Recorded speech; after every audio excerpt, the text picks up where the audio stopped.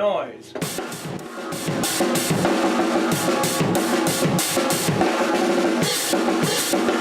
Ryan!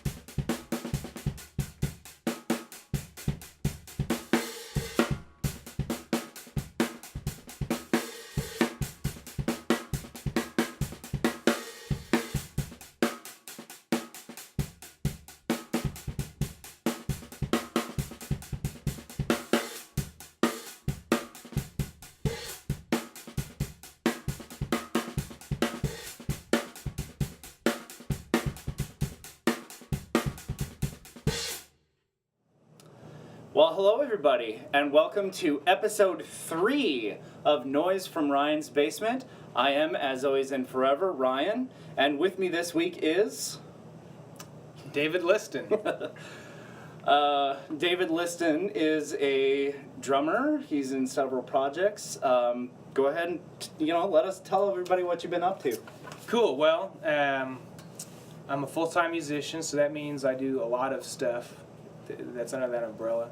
Like you said, I got several projects that I play in regularly, and I teach a lot. So, there's a couple of area high schools. I run the drum lines and the percussion ensembles. I have a private studio here in Topeka.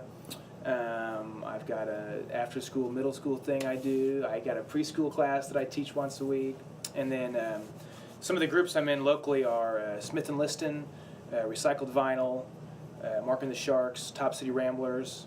I've got a jazz trio that plays now and again. The 785 Big Band. That's kind of a new thing in Topeka that I play with.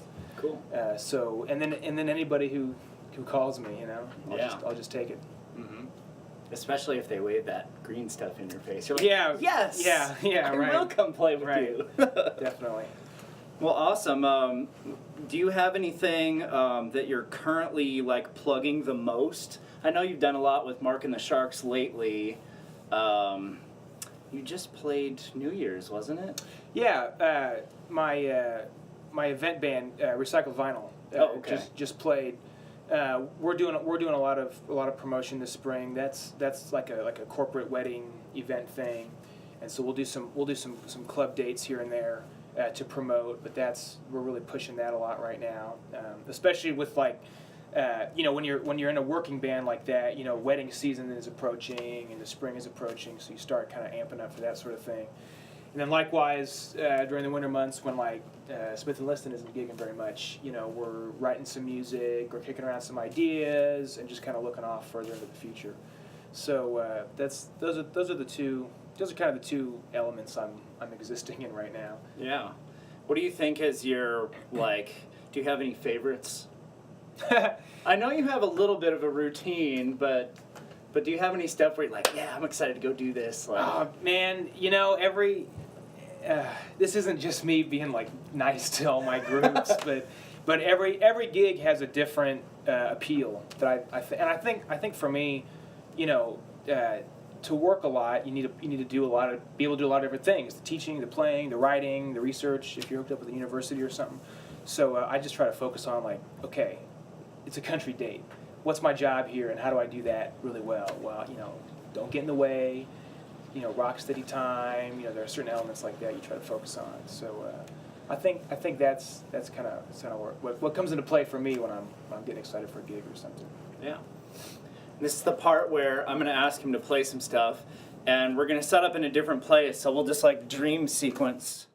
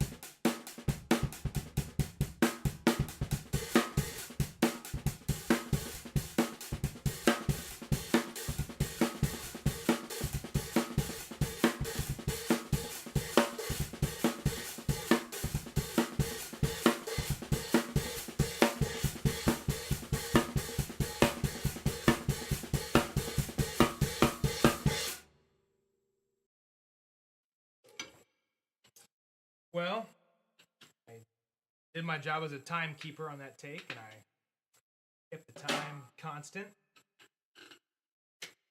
while playing with some melody ideas between my snare drum and bass drum. And I tried to keep things in 4 and 8 bar phrases for the most part.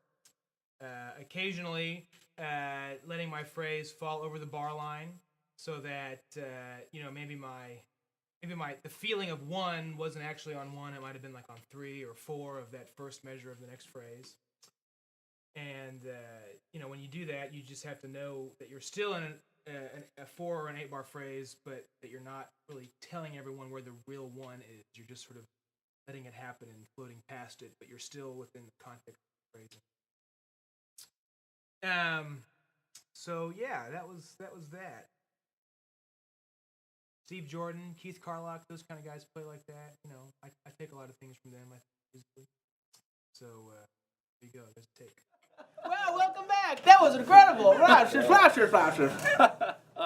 So let's get down to the nitty gritty. The nitty gritty. I always ask you. Actually, there's a couple things I'm going to ask you. One of which is a new thing that I've decided I'm going to ask everybody. We'll get to that later. Talk a little bit about how old you are when you started. What kind of stuff really got you going as you were learning all that good stuff. Cool. So my family's pretty musical. My biological father's a trumpet player. My mother is a vocalist and an early childhood music educator. And then my dad, who I grew up with, was the drummer. That's where that came from. So he was on the road for a long time and playing in bands. And so there was always stuff around, and there was always a drum set around and a PA set up. I could play CDs through and whatever. So I probably started sitting behind a drum kit and playing by myself to records. I was 5 or 6, I would think. Historians are still looking into the actual date on that, but somewhere around then. And so it was just jamming in the music room when I was growing up. Pulling CDs off the shelf of my parents' shelf. And do you remember any specific things that you were like, "Ooh, this is really good"? Rush was something early on that I was really into, and The Who. Let's see, Cheap Trick. I remember playing along to some Cheap Trick albums, like a Greatest Hits or something. And I was a 90s kid, so there was some stuff on the radio, like I don't even know if I want to say it now, but like Eve 6 was hot, Ben Folds 5 was hot. Yeah. So I was kind of listening to that stuff, but I was never like, I don't know, I was never after something. It was just kind of what was there, whatever was there, I would get my hands on. So I did that for a long time, and then I started playing French horn in band. My mom also played French horn when she was studying. Proof that even I can learn things about David I did not know. Yeah, man. So like 7 years I played French horn, and now I'm starting to play in bands with the local neighborhood kids. I'm getting into like punk rock and some hard rock stuff, and we're playing downtown. I grew up in Lawrence, Kansas, so we're playing downtown at the bars and stuff. So then I think I was probably in 8th grade when my mom called Steve Riley, and they knew each other from way back when. I think she had done some sessions with him, and he was one of the local drum gurus. So I got hooked up with some private lessons, and I'm studying. I started studying formally, so I'm learning how to read snare drum technique, rudiments, that sort of thing. And then I started playing percussion in high school, like the whole 9 yards on the drum line and everything. And so it was about this time that I auditioned for the jazz band. I made the top jazz band at the high school, and that's when a lot of my earlier stuff. That's when things sort of like shifted for me.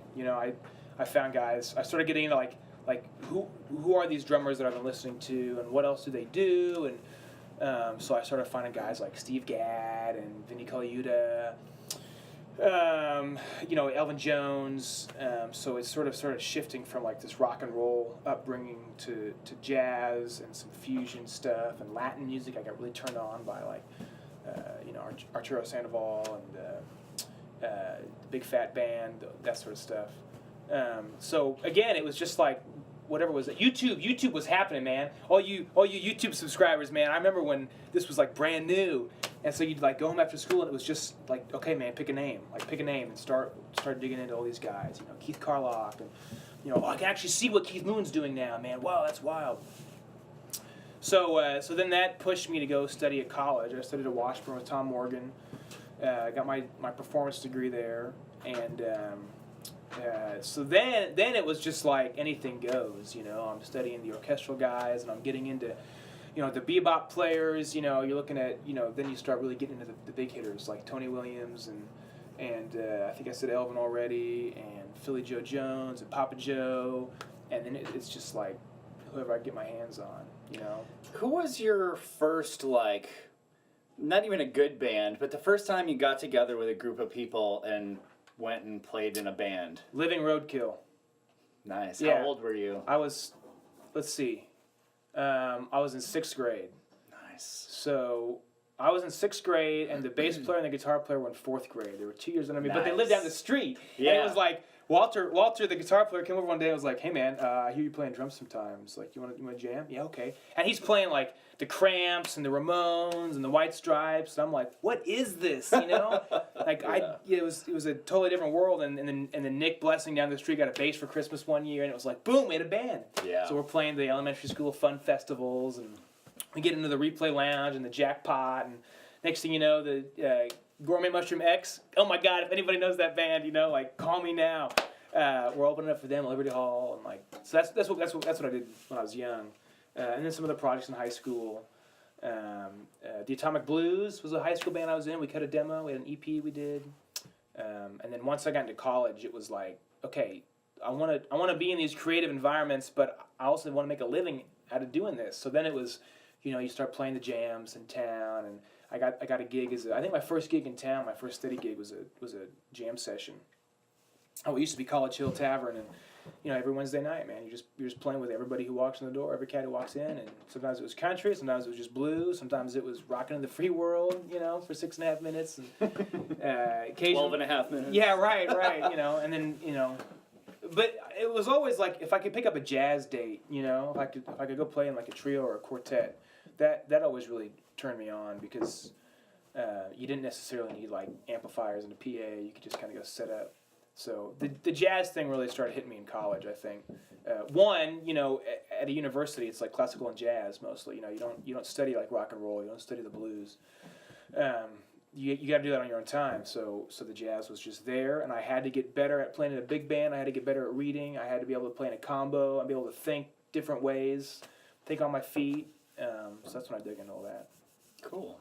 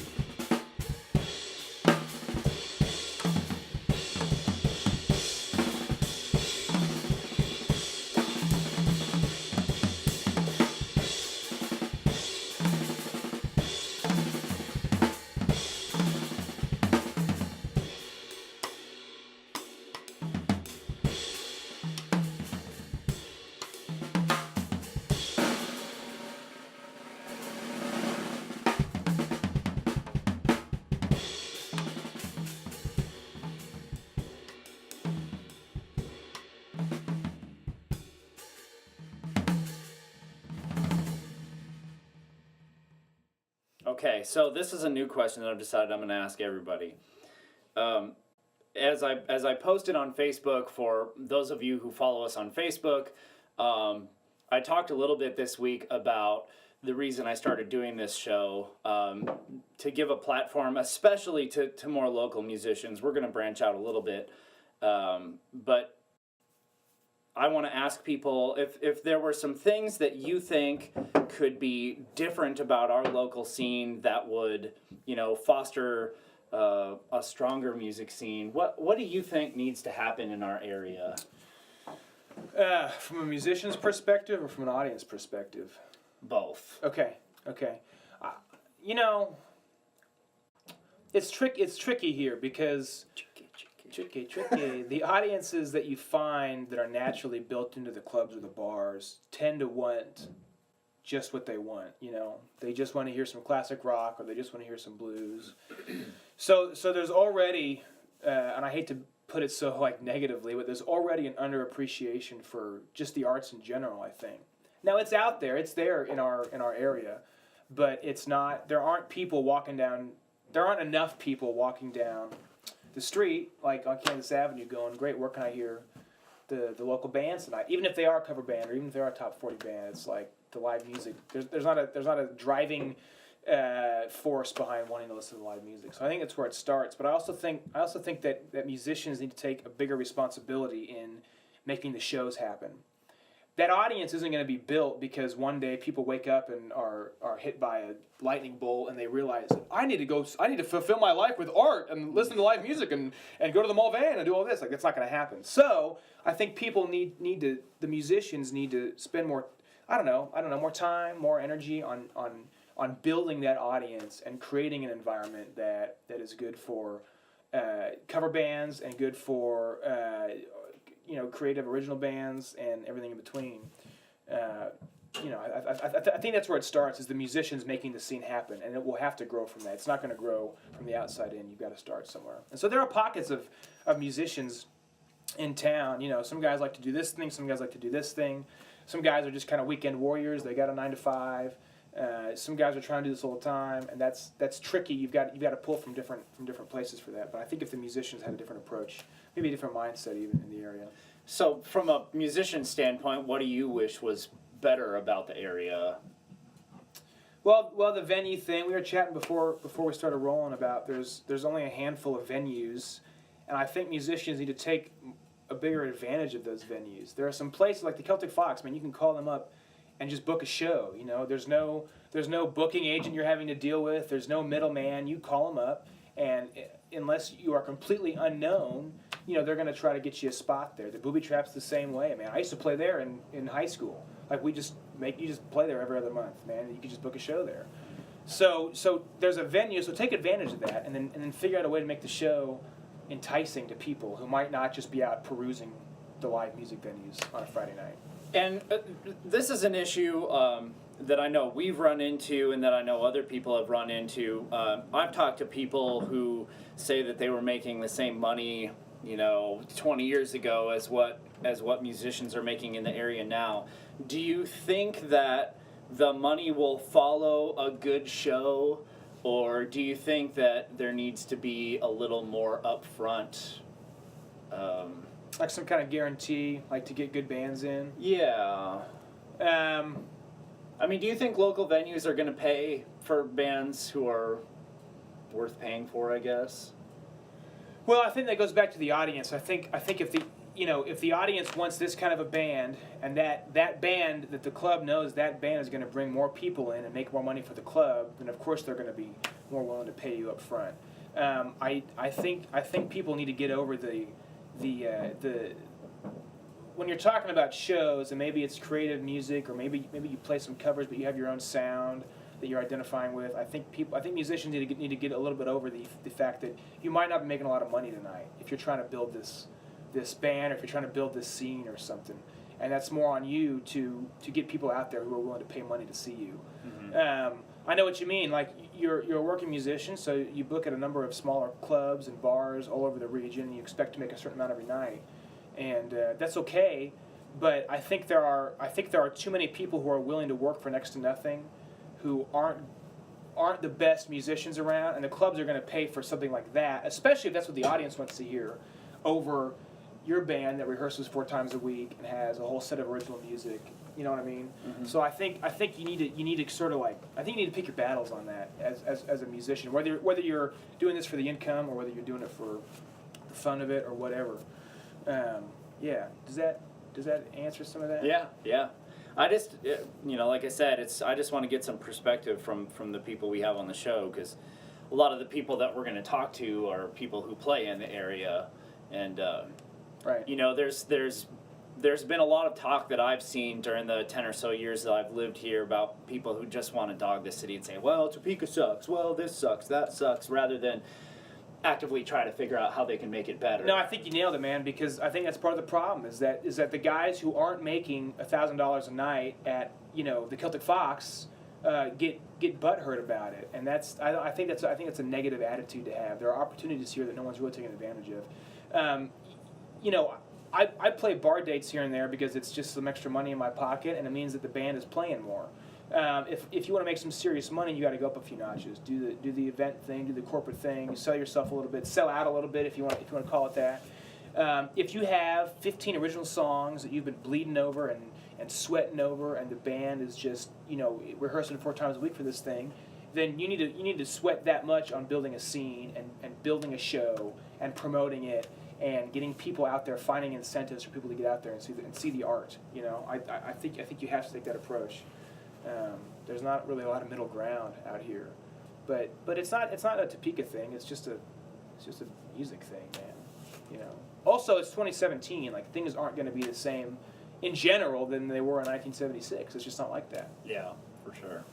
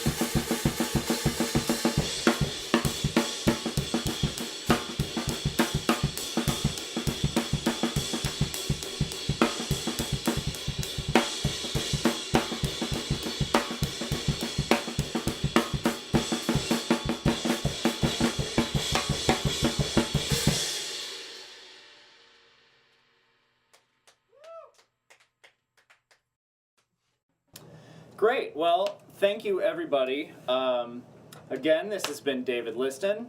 This is the third episode. We're just going to keep on trucking. We've been talking to some fantastic people that we're really excited to get on the show. We have some guitar picks coming that have our logo.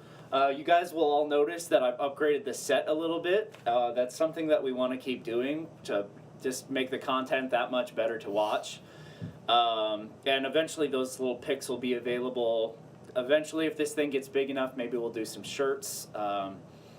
Yeah, so thank you for being with us. Hey, thanks for calling me, man. Appreciate it. And we'll see everybody on the next episode of Noise from Ryan's Basement.